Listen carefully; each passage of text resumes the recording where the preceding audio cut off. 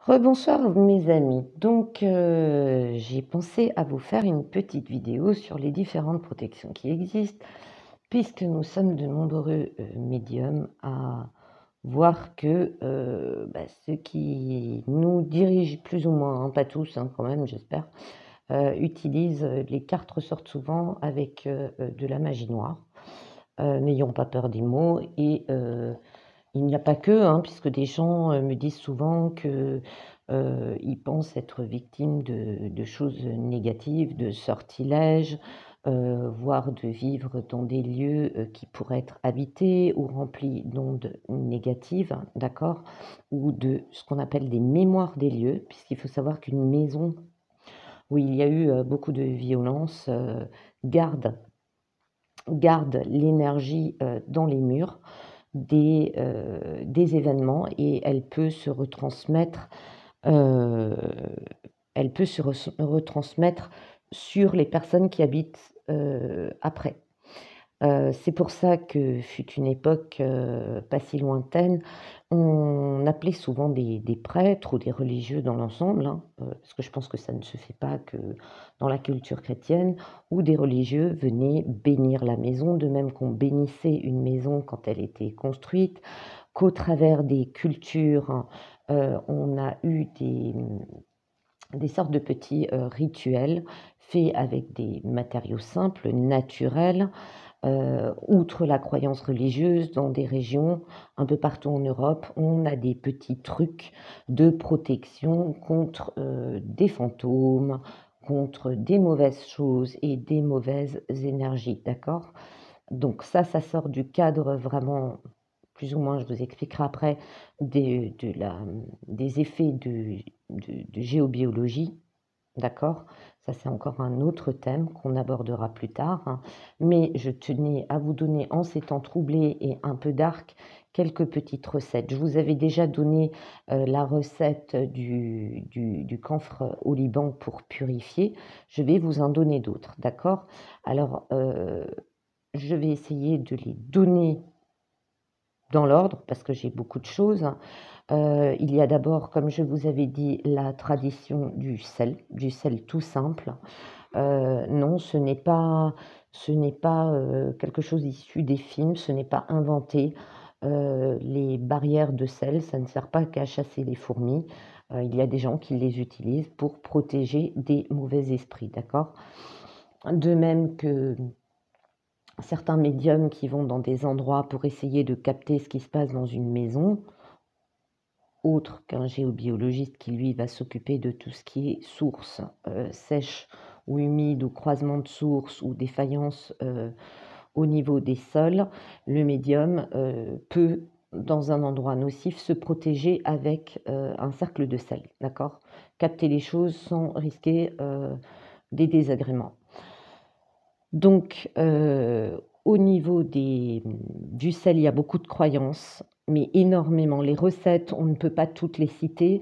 Hem, une technique, consistant à détecter quelque chose de maléfique, il s'agit de mettre, un saladier rempli d'eau propre, de mettre du sel à l'intérieur. Si le sel se dilue, mais reste propre et que rien remonte à la surface, on le fait sur, plusieurs jours, c'est que la maison est clean. D'autres personnes, quand elles soupçonnent quelque chose de nocif, vont mettre un bol de sel sous le lit et si le sel peut croûter avec l'humidité, mais si le sel commence à changer de couleur, à former des anneaux, à remonter sur les parois, il y a un problème, d'accord? Qu'est-ce qu'il y a encore dans le sel? Il y a tellement, tellement, tellement de choses. Il y a des gens qui régulièrement mettent, 4 coupelles aux 4 points cardinaux de l'appartement ou de la maison pour protéger, d'accord? Là, je vous donne l'essentiel. Après, je vous donnerai des recettes composées. Le bol tibétain est très utile. Il permet de chasser, on va vous faire un petit plaisir. Bah, voilà, il fonctionne tout seul. Il y en a qui adorent ça, hein. J'ai des abonnés qui adorent ça. Le bol tibétain, lui, permet d'élever la vibration, mais de chasser aussi des entités négatives, d'accord? Il est très, très utile. Moi, je l'utilise très, très souvent. Je l'emmène avec moi. Je purifie même des lieux à l'extérieur. Je passe, un coup de bol tibétain et ça fait beaucoup de bien. On le voit, la réaction même des oiseaux qui aiment beaucoup. Au début, ça les surprend et après, ils aiment beaucoup. Heu, le fameux bâton de sauge. Alors le bâton de sauge n'a pas pour vocation, ça c'est de la sauge, normale du jardin, d'accord? Ce n'est pas de la sauge blanche qui est plus courante aux États-Unis. Le bâton de sauge va nettoyer les formes pensées. Il va former les énergies d'émotions négatives. Mais il n'a pas réellement pour vocation de chasser tout ce qui est magie maléfique, ni ce qui est de l'ordre des envoûtements ou des entités costauds. Il y a beaucoup d'erreurs là-dessus. Mais je vais vous expliquer aussi comment on peut faire différemment. Une des recettes consiste, comme dit, à utiliser de l'encens d'oliban avec du camphre, que je vous avais fait dans une dernière vidéo il y a quelques semaines. On peut aussi utiliser le quinquina qui est très efficace et qui nettoie en plus les corps énergétiques, de même que l'absinthe. Ok. Donc on fait brûler sur un charbon, on utilise une pince, on le chauffe au rouge, puis on dépose un petit peu, vous ne mettez pas ce bloc en entier, là je l'ai pris en bloc dans mon pot, et vous mettez soit un petit peu de quinquina, soit de l'oliban avec du camphre, soit de l'oliban avec de l'absinthe séchée, d'accord? Voilà.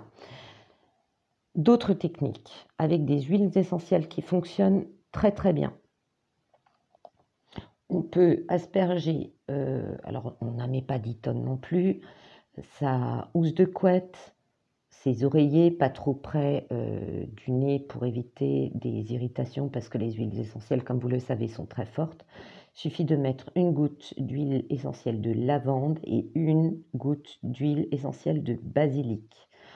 On peut, si on n'a pas de lavande, remplacer par de la menthe ou du romarin. Ça marche très bien aussi.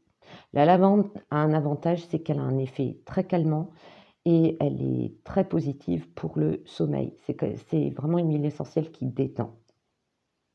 Ensuite, au niveau des pierres, pour protéger des ondes nocives liées à l'électronique, on va utiliser de la tourmaline qu'on peut porter sur soi, d'accord? En pendentif, en bijoux, ou nous les femmes, on a un côté pratique, on peut les glisser dans le soutien-gorge. Et je connais beaucoup de femmes qui font ça, moins compris. On a l'œil de Shiva qui est moins connu, d'accord? Il est très utilisé en Extrême-Orient, qui est une puissante pierre de protection contre les maléfices, la sorcellerie, la magie noire, les entités négatives. Le fameux œil du tigre dont la réputation n'est plus à faire, d'accord? Et là, j'ai une tourmaline brute. Parce qu'il y a des gens qui m'ont demandé sur des sites, oui, j'ai une tourmaline, là, elle est toute noire, toute brillante. Celle-là, on l'appelle le chorle, d'accord? C'est une variété de tourmaline noire et elle est brute. Celle-là est polie. Ensuite, comme protection, alors dans le domaine des croyances chrétiennes, on a la fameuse médaille de Saint-Benoît que moi j'avais achetée chez Sabine Lesclés, Sable et Clés du bien-être. Elles sont très jolies, les siennes. On les fait bénir, d'accord, par un prêtre. Moi, ma petite protection que j'utilise aussi, notamment quand je fais des maisons, j'ai mon petit chapelet. Alors, celle-là, je l'avais commandée chez un artisan portugais. Elle est en argent massif et j'avais fait monter dessus une petite médaille de Saint-Michel. D'accord? C'est marrant, ça c'est clair quand je parle de Saint-Michel. Bonjour Saint-Michel. Merci de me protéger tout le temps. J'ai aussi un petit bracelet que m'avait offert mon arrière-grand-mère quand j'étais toute petite. Il me va encore parce que j'ai des poignées d'enfants avec la médaille de la Vierge Marie. D'accord? J'ai un lien avec la Vierge Marie, avec les archanges. Voilà. Et j'ai un ami qui m'a offert une très très ancienne médaille. On ne sait pas du tout de quand elle date, qui est la congrégation des Saints-Anges. C'est une médaille de protection, d'accord?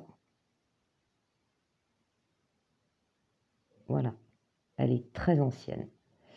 Et ensuite, ça c'est un ami qui me l'avait offert, alors il faut que je la répare, j'ai l'autre partie dans mon petit coffret à bijoux. C'est la protection qu'on trouve beaucoup en Turquie, au Moyen-Orient. Quand il était parti en Iran, il m'avait ramené, alors c'est en argent, c'est ce qu'on appelle en turc un nazar bozuk, et c'est aussi appelé mathiasma en grec. C'est la fameuse protection contre le mauvais œil, d'accord? C'est l'œil qui protège du mauvais œil et qui en même temps un porte-bonheur. Si vous le souhaitez, je pourrais vous faire une petite vidéo dessus. C'est extrêmement intéressant parce qu'on a découvert les premières protections comme ça en verre. Ça date du XVIe siècle avant Jésus-Christ et il me semble de mémoire, les premières qu'on avait trouvées, pour l'instant, c'est à Izmir en Turquie. Et il y avait des artisans du verre qui étaient spécialisés dans ces protections. Mais ce n'est pas fini. Je vais vous donner encore quelques recettes, d'accord? Alors, si vous faites un bain avec du sel, vous ajoutez sur le sel, avant de faire couler le bain, de l'huile essentielle de romarin et de basilic. Ça détruit les larves astrales qui peuvent se fixer sur le corps astral. Quand vous faites brûler donc du quinquina et de l'encens d'oliban avec une bougie rouge le mardi, ça chasse en général le négatif. Vous brûlez la bougie sur un bougeoir au centre de votre pièce principale et en même temps du quinquina avec de l'encens d'oliban qui est là. Que moi j'achète dans des boutiques orientales, des boutiques arabes, parce que moi je trouve qu'il est de très bonne qualité. Il n'est pas coupé parce que quand il est trop réduit en poudre, on ne sait jamais, s'il n'est pas mélangé avec d'autres poudres, vous savez. Et en plus, il est moins cher. Et là, c'est vraiment brut de brut, hein, c'est du vrai au Liban. D'accord? Ensuite, boire du jus de citron et frotter les jambes avec du jus de citron détruit les greffes astrales. C'est notamment le cas chez les personnes alcooliques, parce que oui, l'alcoolisme tend à attirer les entités du bas astral qui se greffent très facilement dessus. Pourquoi? Parce que quand on est sous l'effet de l'alcool, on a un affaiblissement des corps énergétiques. Et donc, si vous êtes, pire encore, des jeunes qui s'amusent à faire du spiritisme en étant complètement bourrés, c'est extrêmement dangereux, d'accord? Et donc, ça, c'est une des protections. Je vous en donne des très simples. Brûler de l'achillée avec de l'encens et déposer sur les murs une goutte d'huile essentielle de basilic et de menthe empêche le vampirisme par des entités. D'accord? Il faut savoir qu'il y a des entités, pas forcément très malveillantes, mais des âmes errantes ou des entités errantes. Qu'est-ce qu'elles font? Pour profiter un petit peu de l'endroit où elles sont et de la situation, et sans parler forcément d'incubes et de succubes qui sont dans la catégorie des entités dites démoniaques, ils vous vampirisent durant le sommeil en absorbant votre énergie, d'accord? Si vous brûlez de l'achillée avec de l'encens et vous déposez, donc ça j'ai déjà dit, pardon, non, brûler de l'achillée et de l'encens avec de l'encens et déposer sur les murs une goutte d'huile essentielle de basilic et de menthe empêche la vampirisation par des entités, excusez-moi, je l'ai déjà dit. Pour restaurer les corps éthériques, alors nous, on le fait souvent quand on fait des maisons et qu'on risque de se faire harponner par des entités qu'on ne connaît pas trop, qu'on ne ressent pas trop. On fait brûler de l'absinthe avec de l'encens. Donc toujours, nous, on utilise de l'oliban, d'accord? Et l'achillée, vous la trouvez très facilement dans la nature, en Europe. On la fait sécher, on la réduit et en fait, on la fait brûler. Et on passe la petite coupelle avec... on se fumigue, en fait, pour se dégager. On prend des bains aussi, bien sûr. Et ça marche très très bien. Ça, moi, je le conseille aux gens qui font des enquêtes paranormales et des enquêtes de type urbex avec des lieux qui sont pas toujours très nets, hein. Protégez-vous un max. d'accord? Surtout avec les énergies actuelles, globalement en Europe, mais surtout en France, hein. Parce qu'au sommet des amateurs de choses, occultes, pas très positives, heu, il y en a un petit paquet quand même. Voilà, et puis il y en a qui se cachent, qui s'en cachent même pas, hein, n'est-ce pas ma petite Marlène? Voilà. Mais bon, fais gaffe ma vieille, parce qu'à jouer avec le feu, tu vas un jour te brûler. Ensuite, brûler de l'ail séché tue les entités maléfiques. Donc ça aussi, pour les gens qui font des enquêtes paranormales ou des urbex, ou des gens qui se retrouvent dans un lieu où c'est franchement, ça craint, c'est, on va dire, la méthode MacGyver, la moins chère et qui est très efficace, d'accord? Je peux vous dire, pour avoir fait des maisons, alors pas en enquête paranormale, on faisait des analyses des lieux en géobiologie, et moi et une autre personne en tant que médium, on l'a fait pendant pas mal d'années sur pas mal de maisons individuelles, gratuitement, moyennant un repas ou le remboursement des frais d'essence, d'accord? C'est la moindre des choses, parce que bon, c'est nous qui prenons les risques, hein. Ben, on emmenait toujours notre petit matériel déjà de protection. Voilà. Ensuite, 4 coupelles que vous placez aux 4 points cardinaux avec du sureau séché à l'intérieur apportent de la protection. Bien sûr, au bout d'un certain temps, il vaut mieux les changer, d'accord? Vous brûlez simplement dans un barbecue, vous brûlez dans une coupelle, vous détruisez, d'accord, les plantes qui ne vous servent plus. Le mieux, c'est par le feu, parce qu'elles peuvent absorber certaines choses, et à un moment donné, bah, c'est comme les pierres. Moi, je dis toujours, déchargez vos pierres, même les pierres qu'on qualifie d'auto-nettoyantes, d'accord? Moi, je le fais régulièrement. Voilà. Au niveau de l'utilisation, ben, ça, c'est vous qui voyez selon la manière dont vous ressentez les lieux, d'accord? Euh, Quand je faisais des maisons, j'utilisais beaucoup de bains purifiants, beaucoup d'huile essentielle, beaucoup de fumigation, d'accord, pour être sûr de ne pas ramener quelque chose. Après, dans une habitation normale, passer de la sauge régulièrement, c'est très bien.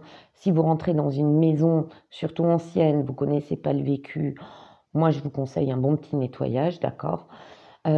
Sinon, ce qui marche bien, bah, c'est les prières, évidemment. Quelle que soit votre pratique, votre croyance, la prière marche bien. Euh, la plus puissante au niveau, moi, dans ma religion, bah, j'utilise la prière du grand exorcisme que moi j'ai obtenue, qui est la prière du Vatican, qui est utilisée au Vatican. D'accord? Elle est très longue. Euh,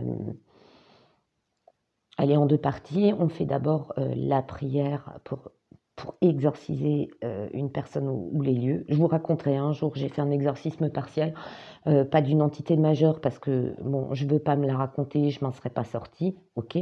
Si ça avait été une entité comme on voit dans certains films, je m'en serais pas sortie. Dieu merci, c'était une entité très méchante, on va dire démoniaque, mais mineure, hein. J'ai pris mon courage à deux mains.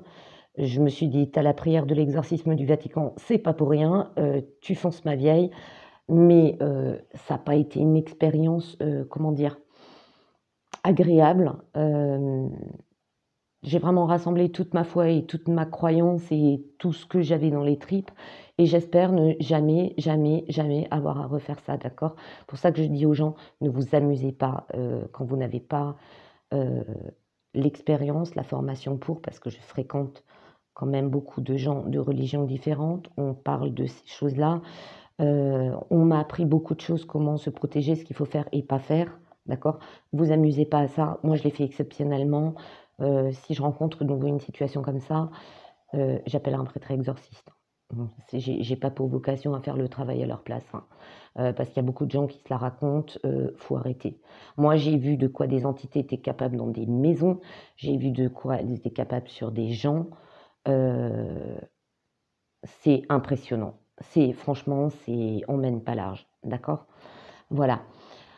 Sinon, ben, je crois que j'ai fait le tour. Donc au niveau des prières, il y en a, mais alors, toute une, je vous mettrai en lien, une chaîne YouTube où il y a un monsieur qui regroupe un maximum de prières. Alors au niveau Au niveau de la religion chrétienne, c'est impressionnant toutes les prières qui existent. Moi, j'en découvre grâce à lui, heu, qui sont vraiment efficaces, d'accord? Qui ont vraiment, en étant croyant, un effet. Heu, voilà, je vous mettrai le lien, en dessous de la vidéo et ben, on va dire dans les techniques simples, je vous ai donné l'essentiel. La liste n'est pas du tout exhaustive, il y a plein, plein, plein, plein, selon les régions, même selon je dirais même les villages. Il y a tout le monde a son petit rite de protection, son petit rite de prospérité, ces petites choses, hein, et partout dans le monde en général, heu, ça tombe un peu en désuétude, mais je pense qu'au vu de ce qui se passe en ce moment, quelques petites protections toutes simples que comme je vous en ai donné, heu, celles que je vous ai données, je les ai testées, je les connais, elles sont approuvées, d'accord? Avec le tampon Morgane l'a fait, vous pouvez y aller. Je partage ça avec plaisir et comme dit, ouais, je suis loin de tout savoir et de tout vous donner, mais je vous ai donné ce que je connaissais et qui marche. Voilà, pour ceux que ça a intéressé, d'accord? Bah, j'espère que ça vous plaît. Si vous avez des questions, n'hésitez pas. Si vous avez d'autres thèmes que vous voulez que je traite sur le sujet, il n'y a pas de problème. Vous m'envoyez un petit message. Je vous dis à très bientôt. Bonne soirée.